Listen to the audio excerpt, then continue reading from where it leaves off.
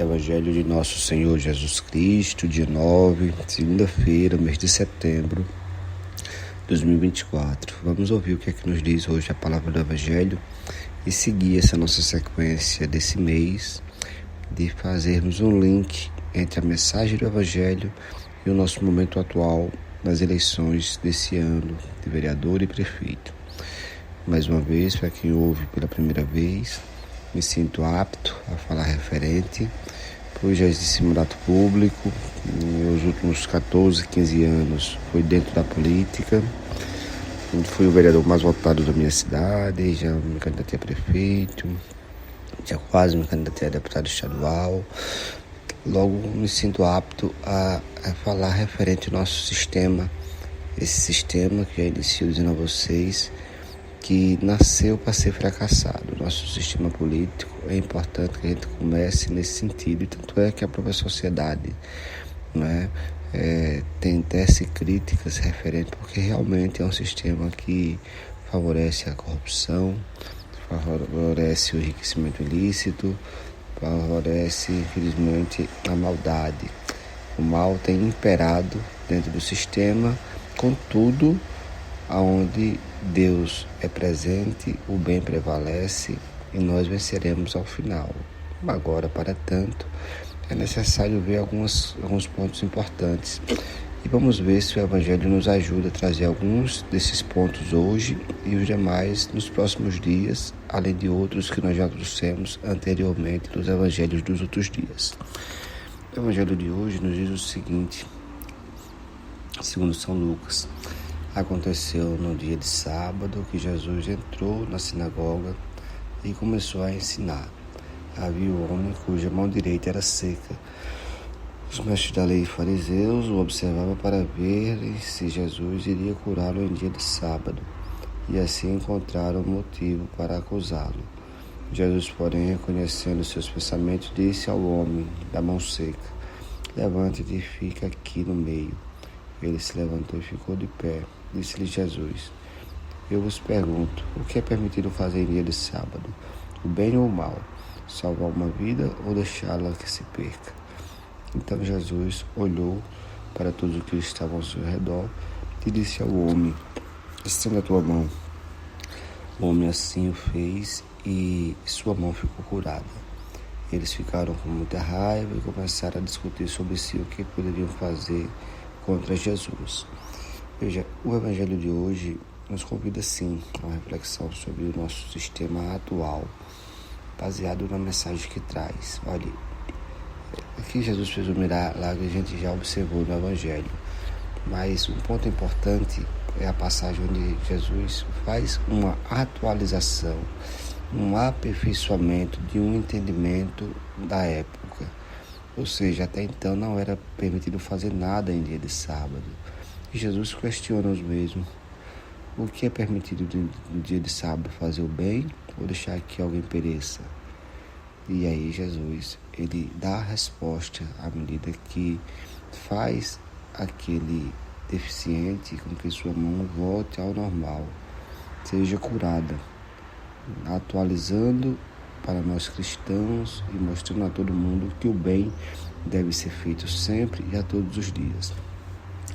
Portanto, como por mais que seja o mal que dê as cartas ainda no sistema político, que passa ao seu modo e vai igual um rolo compressor contra todos que enfrentam ele, mas existem muitas pessoas boas e, na verdade, todos de alguma forma têm algum sentimento bom dentro de si, que estão envolvidos no sistema político ou que pretendem se envolver. O que é que eu diria?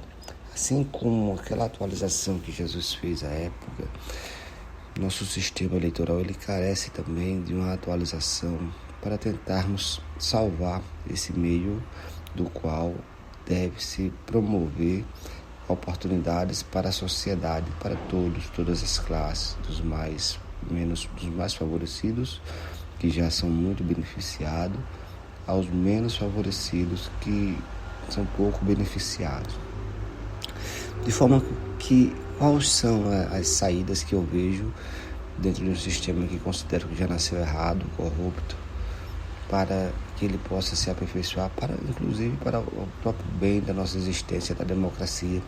A democracia é esse meio de governo que acredito ser um dos mais eficientes dante a decisão do nosso Deus Todo-Poderoso de não intervir diretamente nos governos do mundo, mas indiretamente intervém sempre, tanto é que está aqui nos ajudando a compreender essa passagem de hoje.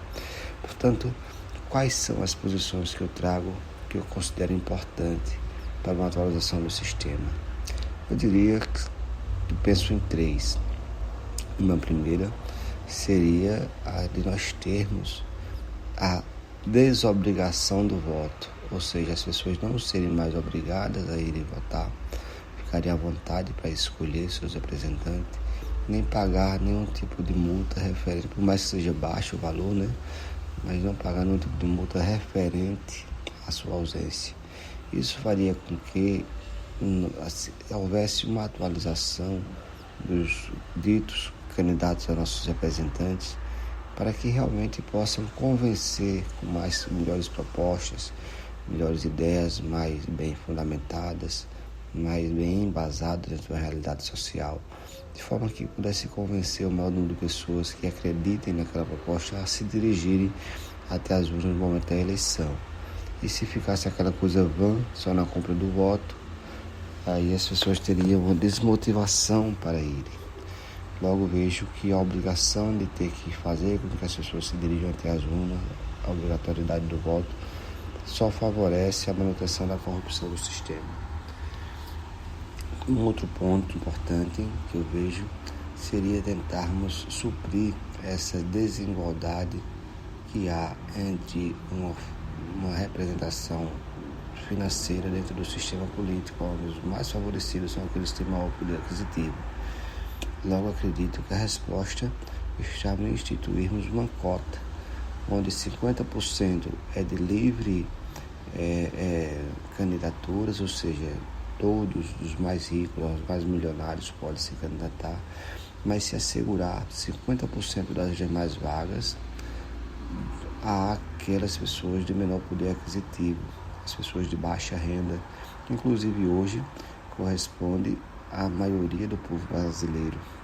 Logo, essas pessoas estão sendo mal representadas. Se o sistema é para ter representatividade, deve-se assegurar essa representatividade dentro dos princípios constitucional da dignidade da pessoa humana, por exemplo, né? E aí, dessa forma, temos um meio de que realmente tenhamos a cara do povo brasileiro dentro da política nacional.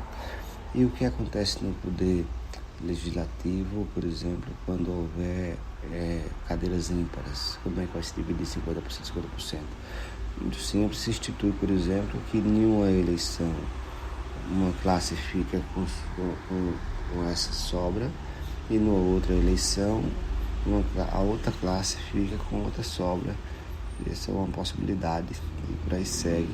E no Poder Executivo, como garantir esse modus? O Poder Executivo, como é algo mais peculiar, por enquanto pode-se deixar seguir como está, mas só em fazer essa diferença do Poder Legislativo vai refletir automaticamente na condução do Executivo e, consequentemente, também nos outros poderes, porque vão ser formadas leis com a cara da população brasileira. Então vejo aí também esse segundo ponto interligado com o primeiro, sendo fundamental para o aperfeiçoamento do sistema político.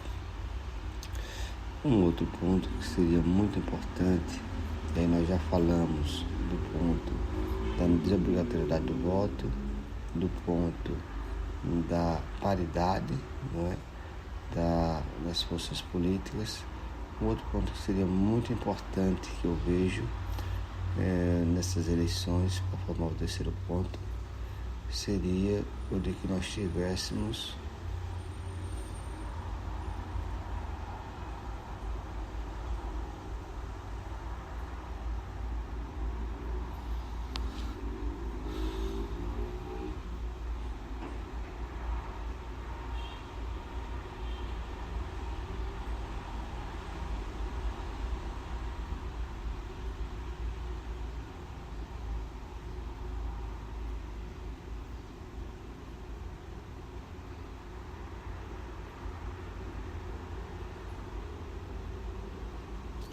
pessoal, eu vou uma emergênciazinha aqui. Amanhã eu trago a vocês o terceiro ponto e a gente conversa com mais tranquilidade, sempre protegido pelas forças de Deus e utilizando do Evangelho para nos municiarmos da necessidade do nosso aperfeiçoamento humano, nunca criticando, porque não estamos aqui para julgar, mas considerar o momento do aperfeiçoamento de cada um, de forma que não podemos deixar de, por outro lado, continuarmos esse aperfeiçoamento necessário.